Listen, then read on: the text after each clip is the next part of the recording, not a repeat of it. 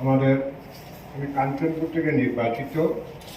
আমি যে অঞ্চলে বাস করি সেখানে কাস্টমারি লর যে বিলটা এসেছে সেখানে অধিক সংখ্যক চাকমা আছে, অন্যান্য সম্প্রদায় খুব কম আছে।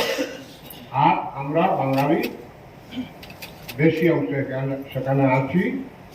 তো যে বিলগুলি এসেছে আমি তার উপরে দৃষ্টি আকর্ষণ করে বলছি, যে যে ভাষার লোক যে যে অঞ্চলে আছে, তো আমাদের ট্রাইবসের মধ্যে ট্রাইব সাব ট্রাইব অনেকগুলি সম্প্রদায় আছে।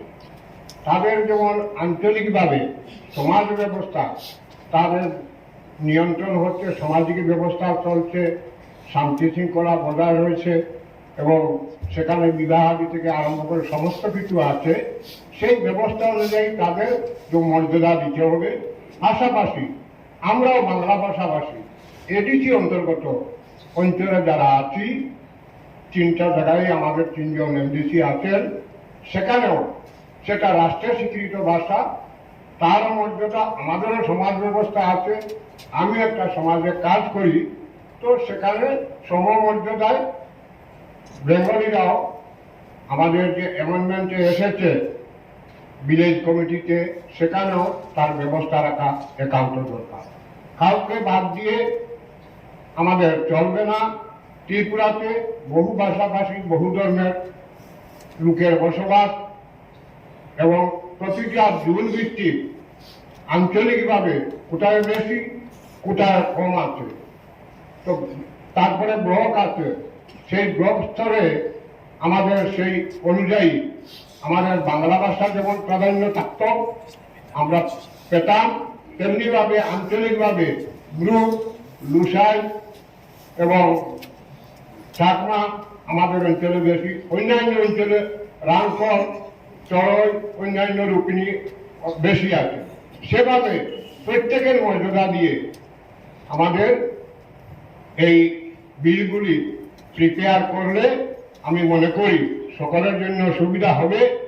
আর আমরা এডিসিতে বাস করি যেহেতু আমাদের এডিসি আইন মেনে এবং এডিসিতে আমাদের যে বিলগুলি এসেছে সেগুলি আমরা মর্যাদা সহকারে আমরা সেটা গ্রহণ করতে পারবো আর সবাই মর্যাদা পাবে।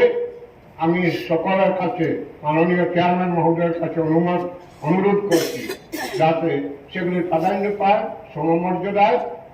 আর যেগুলি এসেছে পুলিশ বিল, ফরেস্ট বিল, সেগুলি রেভিনিউর ব্যাপার আছে এবং ফিনান্সিয়াল অ্যাপ্রুভেলের ব্যাপার আছে। আরেকটা বিল এসেছে যেটাতে আমি অনুভব করছি যে লাইসেন্সের ব্যাপারে আইটেম অনেকগুলি, এক একটা শপে এক একটা দোকানে অনেকগুলি আইটেম থাকে। সেভাবে যে চলতি কানুন আছে রেভিনিউ লাইসেন্সের উপরে আদায় হচ্ছে, তো সেটা আমি মনে করি সংশোধন আরো দরকার আছে। সেখানে আইটেম বেসেছে অনেকগুলি, একটা দোকানে অনেকগুলি আইটেম থাকে, তার সেই একটা দোকানের যে লাইসেন্স দেওয়া হবে সেখানে সে অনেকগুলি জিনিস রাখতে পারবে আর সেই লাইসেন্সেই তার চলবে। এগুলিতে সংশোধনী আরো দরকার আছে, আলোচনা দরকার আছে।